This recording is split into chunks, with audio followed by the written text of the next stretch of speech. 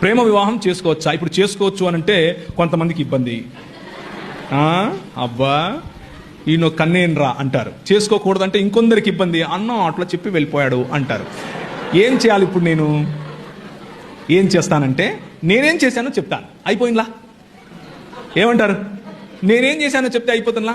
నేను 2000 సంవత్సరం నుండి 2011 సంవత్సరం వరకు మధ్యప్రదేశ్లో ఇందోర్ అనే పట్టణంలో మిషనరీగా ఉన్నాను. మిషనరీగా ఉండి పరిచర్య చేశాను. పరిచర్య చేసే సమయంలో నేను మా పాస్టర్ గారితో కలిసి పనిచేశాను. మా పాస్టర్ గారు చాలా భక్తిపరుడు, చాలా దేవుని రాజ్యం కోసం చాలా కష్టపడతాడు. నేను ఆయనతో కలిసి పనిచేస్తూ ఉంటే వాళ్ళ అమ్మాయి నన్ను పెళ్లి చేసుకో అని నన్ను అడిగింది. నేను మా పాస్టర్ గారికి చెప్పాను.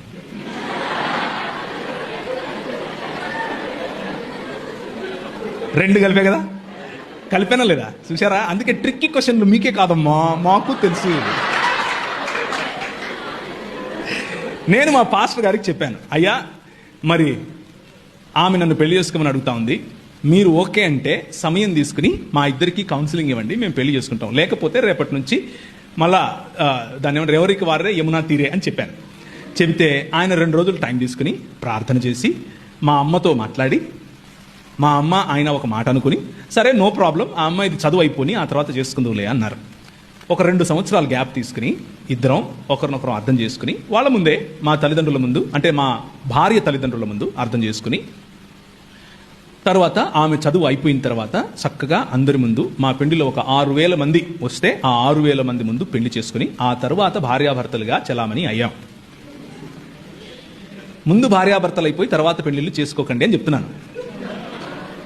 అది తప్పు. ముందు ప్రొక్లమేషన్, ఆ తర్వాత కాన్సమేషన్. అంటే మొదట ప్రకటించాలి, ఆ తరువాత ఒకటవ్వాలి. కనుక పురుషుడు తన తల్లిని తండ్రిని విడిచి తన భార్యను హత్తుకొనెను, ప్రేమికురాల్ని కాదు. జాగ్రత్తగా వినండి. తన భార్యను హత్తుకుంటాడు, ప్రేమికురాల్ని కాదు. సో ప్రేమ తప్పు కాదు. భౌతిక సంబంధం పెండ్లి కంటే ముందు తప్పు. అది వ్యభిచారం కిందికి వస్తుంది, అది చేయకూడదు. ఇంకా క్లియర్గా ఏమని చెప్పాలనా? I hope I made it very clear. So ప్రేమ తప్పు కాదు, ప్రేమించడం తప్పు కాదు, కానీ సాంస్కృతిక